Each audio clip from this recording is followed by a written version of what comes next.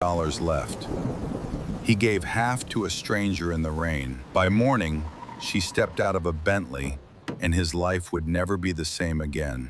Marcus Webb had exactly $40 left in his checking account, and he was about to give away his last 20 of it to a stranger sitting in the rain outside a gas station in Dayton, Ohio. He didn't know her name. He didn't know that within 18 hours, a black Bentley Continental would pull into his driveway, and the woman stepping out of it would change everything he thought he understood about the world, about his daughter's future, and about the true cost of kindness. He didn't know any of that yet. All he knew was that it was raining, she was shivering, and his daughter was watching from the passenger seat to see what her father would do. Marcus Webb was 38 years old, and by every measure that mattered on paper, his life had fallen apart 3 years earlier. His wife, Diane, had left during what he still called the bad winter, the one where the heating bill hit $400 and the marriage simply couldn't survive the cold along with everything else. She didn't take much with her, just her clothes and the good silverware, and she left behind a note that said she needed to find herself, along with a 7-year-old daughter named Ellie who cried herself to sleep for the first 2 months and then, slowly, stopped asking when Mommy was coming home. Marcus worked as a delivery driver for a regional auto parts supplier, a job that paid $19 an hour and demanded 50-hour weeks to make rent on the 2-bedroom apartment he shared with Ellie on the east side of Dayton. He wasn't a man who complained. His father had raised him with the belief that complaining was a luxury for people who had time to spare, and Marcus never had time to spare. That Tuesday evening in late October had been ordinary in every way until it wasn't. Marcus had picked Ellie up from her after-school program at 5:45, later than he liked, and they'd stopped at the Marathon station on Wayne Avenue, so he could put $10 of gas in the truck, which was really all the tank could afford until Friday. The rain had started sometime during his shift and hadn't let up, the kind of cold October rain that felt personal, that got into your collar and stayed there. As he pumped the gas, Ellie tugged his sleeve and pointed toward the side of the building, where a woman sat against the brick wall with her knees pulled to her chest. No umbrella, no coat that looked warm enough, just a thin gray cardigan soaked through and clinging to her shoulders. "Daddy, she's cold," Ellie said, in the flat, certain way that 7-year-olds state facts about the world, as though cold were something that could simply be fixed if the right adult noticed it in time. Marcus had seen people in hard circumstances before. Dayton had its share, like most mid-sized American cities did, and he developed the practiced habit that a lot of working people develop, the quick assessment and the quicker walk past. But something about the way Ellie said it, so matter-of-fact, so certain that this was a solvable problem, made him stop. He walked over, and the woman looked up at him with an expression that surprised him. It wasn't the hollowed-out look he expected. Her eyes were sharp, alert, almost evaluating him right back. She was maybe 50, hard to tell exactly, with silver threaded through dark hair pulled back in a bun that had mostly come undone. "I'm fine," she said, which is what people say when they are the opposite of fine. Marcus crouched down anyway. He asked her name. She hesitated, then said, "Rosalind." Just that. No last name. He didn't have much to offer. $40 stood between his family and the following Monday, when his next paycheck would land. But he pulled a 20 from his wallet, the crisp one he'd been saving in case Ellie's school needed money for a field trip, and he held it out. "There's a diner 2 blocks up. They stay open till 10, he told her. "Get something hot. And there's a shelter on 5th. I can call ahead if you want. Tell them you're coming." Rosalind stared at the bill for a long moment before taking it, and when she did, her hand was steady in a way that struck him as odd, though he wouldn't think about that detail again until much later. "Why are you doing this?" she asked him, and Marcus shrugged, the kind of shrug that meant he genuinely didn't have a rehearsed answer. "My daughter said you were cold," he said. That was kind of the whole reasoning. Before he left, he asked one more question that he'd remember later, where she planned to sleep. Rosalind said she had a place lined up, an old friend nearby. And something about the phrase made Marcus glance at Ellie, then back at the woman, and simply nod. He didn't ask further. Some people's dignity is the only thing they have left, and pressing too hard on it felt like a second kind of cruelty. Marcus thought about Diane more than he wanted to admit, standing there watching Rosalind take the $20 bill. It wasn't that the two women looked alike or acted alike. They didn't, not even a little. It was something about the act of leaving, of a person's circumstances shifting in a way that left everyone around them scrambling to understand what had actually happened. Diane's leaving had taught him that people rarely announce the true shape of their situation, that a note left on a kitchen counter can contain a fraction of the real story, and that jumping to conclusions about someone's inner life based on a single evening was usually a mistake he could no longer afford to make. He'd learned, the hard way, to sit with not knowing. Rosalind's steady hand around that $20 bill was a detail his brain filed away without fully understanding why. The same way a delivery driver notices a shortcut through a neighborhood without consciously deciding to memorize it. Some information waits patiently to become useful. That night, over boxed macaroni, Ellie asked if the lady would be okay. Marcus said he hoped so. He didn't tell his daughter that he'd thought about Rosalind 3 more times before bed, turning over the strange calm in her eyes, the way she'd asked why instead of just saying thank you, like gratitude was a language she'd have to relearn. He lay awake longer than usual that night, listening to the rain against the window, wondering if he'd done enough, wondering if $20 and a suggestion meant anything at all against a night that cold. It was a small thought, the kind that most people have and then let go of by morning. Marcus almost let it go too. Almost. He'd texted his co-worker Danny around 11 that night. A short message that just said, "Gave some money to someone at the marathon. Hope she's okay." The kind of message people send when they need to hear a small kindness spoken back to them, even in text form, even from someone half asleep 2 towns over. Danny didn't respond until the next morning, a thumbs-up emoji and nothing else, and Marcus remembered feeling a little foolish for texting at all. It wasn't the kind of thing men in his circle talked about much, the soft mechanics of worrying over a stranger's well-being. Dayton's East Side ran on practicality, on getting through the week, on not spending emotional energy on situations you couldn't fix. Marcus had absorbed that ethic from every job site and delivery route he'd ever worked. And yet there he was, awake at midnight, thinking about a woman named Rosalind and whether the shelter on 5th had taken her in. The next morning arrived gray and unremarkable, the way most Wednesdays in Ohio do in late October.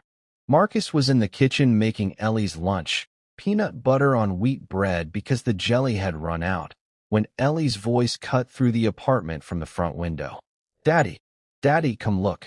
There was something in her tone, an urgency, that made him drop the knife and walk over, and what he saw through the blinds made him stop breathing for a second. A black Bentley Continental, the kind of car that simply did not appear on this street, ever, for any reason, was parked directly in front of his building, its engine still running, rain beating on a hood that probably cost more than his annual salary. Marcus's first thought, unglamorous but honest, was that someone was lost, that a GPS had sent a wealthy stranger to the wrong address, and any second now the car would pull away. It didn't pull away. The driver's door opened, and the woman who stepped out was unmistakably Rosalind, except she was not the same woman he'd crouched beside 12 hours earlier. Her hair was clean and styled, pulled back with the kind of precision that spoke of a stylist rather than a shelter shower. She wore a charcoal wool coat that fit her exactly, the kind of fit that only comes from a tailor, and when she walked toward his door, she moved with an entirely different posture than the huddled woman against the brick wall, upright, deliberate, someone used to being seen and not shrinking from it. Marcus opened the door before she could knock, and for a moment neither of them said anything. Ellie appeared at his side, staring up at the woman with the frank curiosity only children allow themselves. "You look different," Ellie said, and Rosalind actually laughed, a short surprised sound, before crouching down to Ellie's level. "I clean up all right," she said, "when I have to." Marcus finally found words. He asked, bluntly, what was going on, whether she was in some kind of trouble, whether someone had put her up to something the night before. Rosalind didn't answer right away. She asked instead if she could come in, just for 10 minutes, and something about the request, quiet, almost nervous despite the expensive coat and the car idling outside, made Marcus step aside. She sat at his small kitchen table, the same table where Ellie did her homework every night, and she looked around the apartment for a long moment before she spoke. "I need to explain something to you," she said, "and I need you to let me finish before you decide what you think of me." What followed was not the story Marcus expected. Rosalind explained that she was not, in fact, homeless in the way he'd assumed. She ran a private foundation, one she'd built after selling a logistics software company she'd co-founded 2 decades earlier. And for the past several months, she had been conducting what she called field research, dressing down and spending nights in difficult circumstances across several Midwestern cities, not for a television show, not for content, but because she was trying to answer a question that had haunted her since her own mother died in a shelter in Cincinnati 30 years earlier. Unnoticed, unhelped, treated as invisible by nearly everyone who passed her. Rosalind wanted to know, empirically and personally, how many people would actually stop. Not organizations, not charities with cameras rolling. Ordinary people, alone, with nothing to gain. In 4 months in 11 cities, she told Marcus. He was the 4th person who had stopped to genuinely help her, and the first who had a child with him who had noticed her at all. Marcus sat back in his chair, processing this, and Ellie, who had been listening with total absorption, asked the question that cut straight to the point. "So the $20 was a test?" Rosalind shook her head firmly. "No, sweetheart. The $20 was real. I really needed help, wherever I sleep at night. The test was whether anyone would give it." Marcus wasn't sure whether to feel relieved or unsettled. Being observed, even accidentally, even with good intentions on the other end, has a way of making an honest act feel examined after the fact, like a moment that used to be simple now had layers he hadn't consented to. Rosalind seemed to sense this discomfort, because she said something that Marcus would repeat to friends for months afterward. "I'm not here to reward you like you're a contestant in something," she told him. "I'm here because you're one of maybe a dozen people in this entire country I've met this year who didn't need a reason to be decent. That's rare enough that I wanted to know your name properly." She extended her hand across the table. "Rosalind Ashford," she said. "It's very nice to actually meet you, Marcus." The conversation that followed took nearly 2 hours, well past the time Marcus was supposed to leave for his delivery shift and Ellie for school, and neither of them moved to end it, because what Rosalind said next reframed everything. She had done her homework on Marcus before ever sitting on that sidewalk. Her foundation, she explained, cross-referenced public records in every city where she conducted her research, partly for safety, partly out of the same instinct that had made her successful in business. Understand who you're dealing with before you decide anything. She knew, before Ellie ever tugged his sleeve at the gas station, that Marcus Webb had been laid off from a manufacturing job 2 years prior, had rebuilt his life around gig and delivery work to keep custody of his daughter, and had a small but noticeable record of local volunteering, a Saturday food pantry shift he'd kept up even during the leanest months. In other words, Marcus wasn't a random encounter. He was, statistically, likely to be exactly the kind of person she was looking for. What she hadn't expected, she admitted, was how it would feel to actually be helped by someone with almost nothing to spare, rather than studied from a comfortable distance. Rosalind paused before continuing, and for the first time since she'd walked through his door, the composed businesswoman fell away for a moment, and something rawer showed through. She told Marcus about her mother, a woman named Carol who had worked as a seamstress in Cincinnati for most of her life until arthritis made the work impossible, and how a series of medical bills and a landlord's decision to sell the building she'd rented for 18 years had left Carol without a place to live during the last winter of her life. Rosalind had been 26 then, newly out of business school, working brutal hours at her first job and telling herself she'd get her mother settled somewhere stable as soon as she had saved enough. She never got the chance. Carol died of pneumonia in a shelter intake line, waiting for a bed that hadn't opened up yet, and Rosalind found out 3 days later because nobody had her listed as next of kin.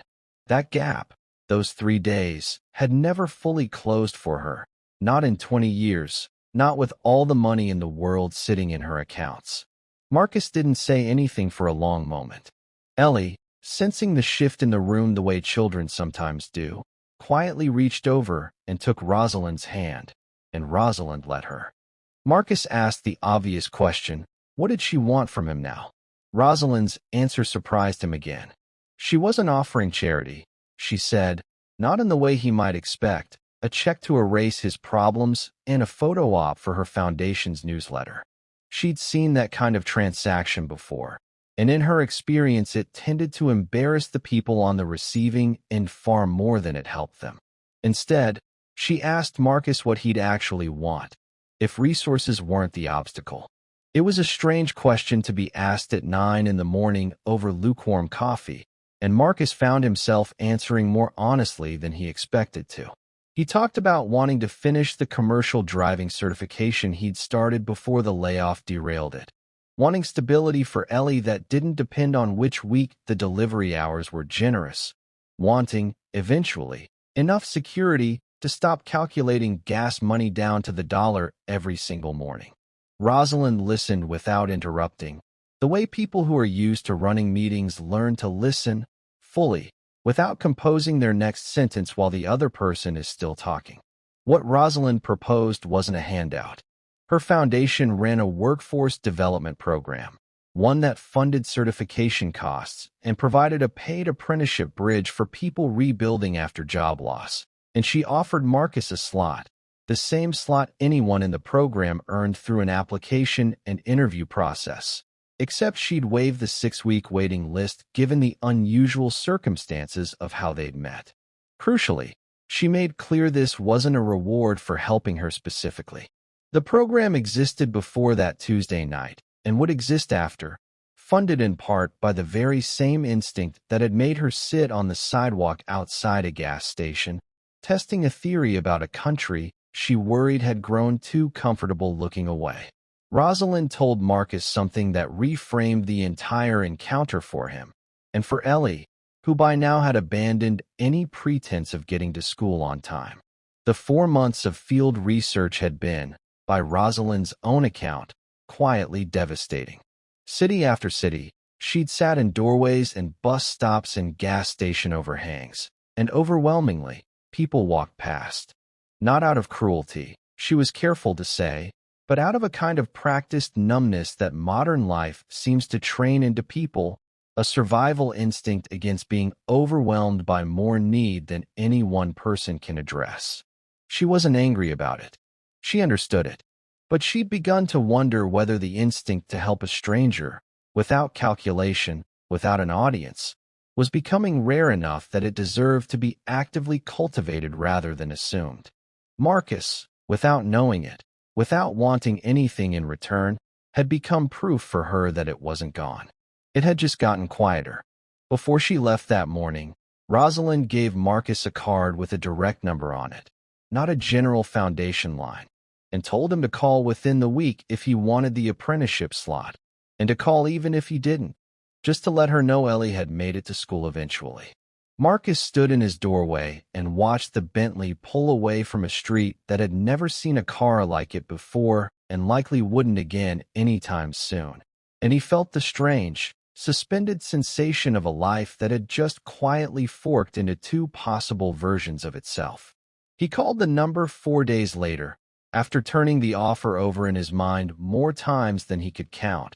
After running the math on certification costs he'd been postponing for 2 years, after deciding that turning down help out of pride would be its own kind of foolishness dressed up as dignity. The woman who answered wasn't Rosalind, but a caseworker named Priya, who walked him through paperwork so ordinary and procedural that it finally convinced him the offer was real, an actual program with actual intake forms, not a fairy tale with strings hidden in the fine print. The certification course ran 6 weeks, evenings and weekends, squeezed around his delivery shifts, and Marcus later admitted it was some of the hardest studying he'd done since high school, made harder by the fact that Ellie needed help with her own homework at the same kitchen table most nights. They studied side by side under the same lamp, her math worksheets and his air brake system diagrams spread across the table together, and Ellie liked to quiz him on trucking terminology the way other kids quizzed their parents on spelling words. On the day Marcus passed his final certification exam, he picked Ellie up from school and took her to the diner 2 blocks from the marathon station, the same one he'd once pointed Rosalind toward on a rainy October night, and they ordered the good pancakes to celebrate, the ones with real butter instead of the packet kind. Ellie kept a small drawing taped above her bed that whole winter, one she'd made in the days right after Rosalind's visit, a crayon rendering of a black car parked in front of their building with 3 stick figures standing beside it, herself, her father, and a woman with silver scribbled through her hair. Her teacher asked about it during a parent conference, gently, the way teachers do when a child's artwork hints at something unusual happening at home. And Marcus found himself explaining the whole strange story to a stranger in a cardigan behind a school desk, watching her expression shift from polite concern to genuine surprise. Ellie never seemed confused by any of it the way the adults around her sometimes were. To her, the lesson had always been simple, plain enough to fit on a piece of paper. You say something when you notice someone is cold, and sometimes, though not always, the world notices you back. 6 months later, Marcus Webb held a commercial driving certification with an endorsement in hazardous materials transport, a credential that moved him from $19 an hour into a union position paying nearly double, with benefits that covered Ellie's dental work for the first time in 3 years. He didn't quit the food pantry shift. If anything, he added a second one, on Sundays, because something about the whole experience had convinced him that the habit of showing up for strangers wasn't separate from the rest of his life. It was the thread that had quietly held the rest of it together. Rosalind's foundation didn't publicize his story at his request. He wasn't interested in being a case study or a testimonial photo. What he did allow, eventually, was a short recorded conversation used internally to train new foundation caseworkers about what it actually felt like to be on the receiving end of help that didn't come with strings attached.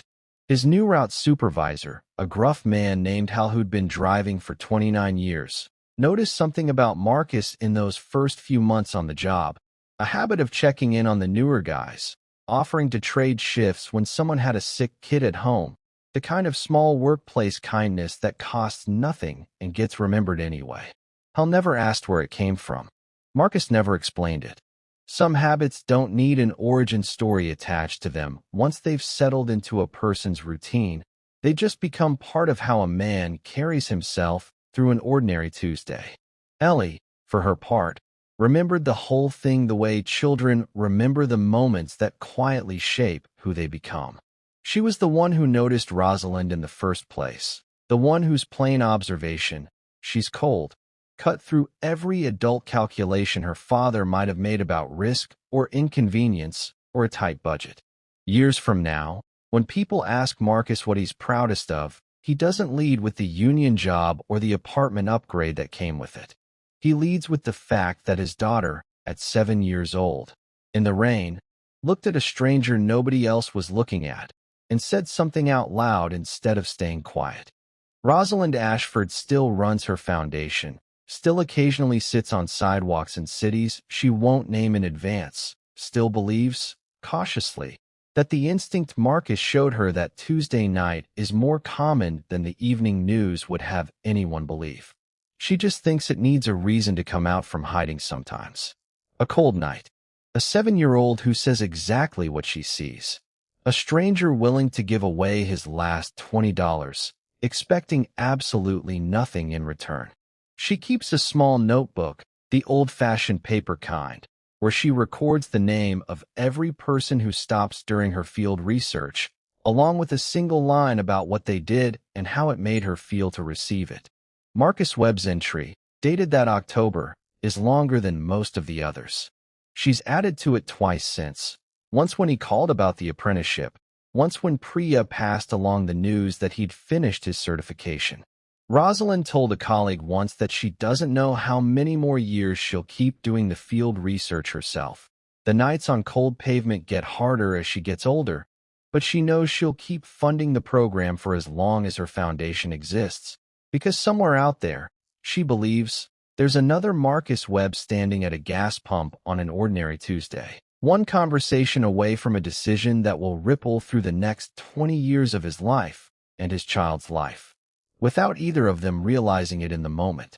Diane resurfaced briefly the following spring, a phone call out of nowhere asking to see Ellie, and Marcus, to his own surprise, didn't feel the old bitterness rise up the way he'd expected it might. He'd spent enough months rebuilding something steady that he found he had room in him for grace he hadn't been able to access before. Not forgiveness exactly, but something adjacent to it. A willingness to let Ellie decide for herself what kind of relationship she wanted with her mother going forward.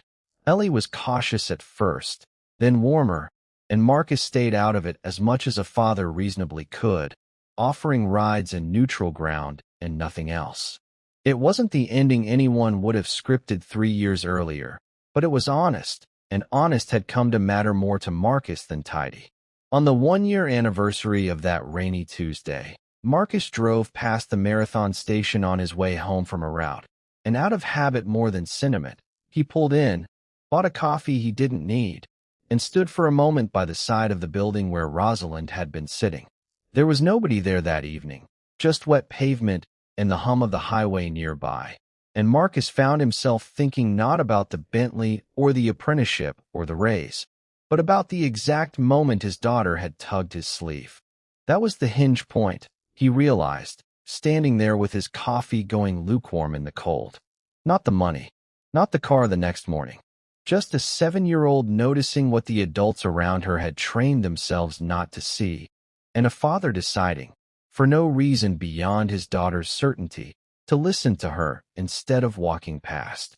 Somewhere in Ohio tonight, there's a family that used to calculate gas money to the dollar and doesn't have to anymore, not because a stranger felt sorry for them, but because a father chose decency on an ordinary Tuesday when nobody, as far as he knew, was watching. If a story like this one has ever happened to you, or if you've ever wondered what you would have done standing in Marcus's shoes, staring at a stranger in the rain with your own child watching, that's the question worth sitting with long after the video ends. Some choices look small in the moment. They rarely stay small. There's a version of this story where Marcus walks past the woman by the wall, tired from a 50-hour week, worried about his own gas tank, telling himself he'll help the next person he sees, someday, when things are easier. That version is easy to imagine because it's the version most people live, quietly, without cruelty, without a single dramatic moment marking the choice. Nobody would have blamed Marcus for it. Nobody would have known the difference. Not the next morning, not a year later, not ever. He would have gone on delivering auto parts, raising Ellie the best he could on $19 an hour, and Rosalind would have simply written down a different name in her notebook that night, or no name at all. Instead, a 7-year-old girl said 4 words in the rain, and her father listened, and an ordinary Tuesday became the hinge on which the rest of both their lives quietly turned.